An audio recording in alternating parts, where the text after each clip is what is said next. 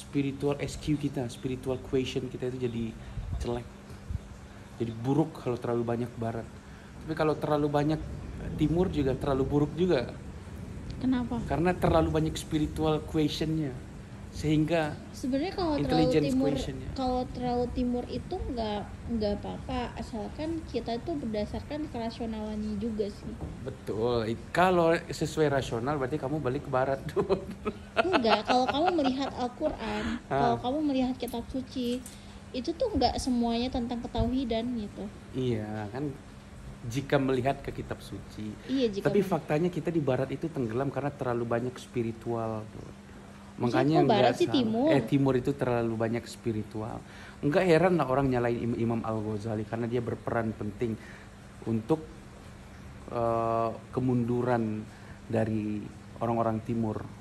Perannya di situ ada karena dia mencoba memberikan doktrin agama dengan cara berpikir yang tasawuf sufi seperti itu sehingga dunia nggak ada artinya lagi. Makanya kita tenggelam hingga sekarang.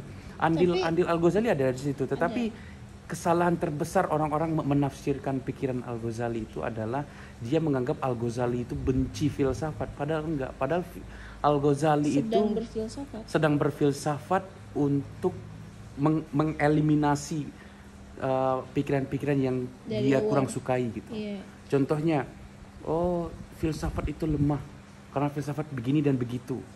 Itu kan dia sedang berfilsafat untuk mengeliminasi itu.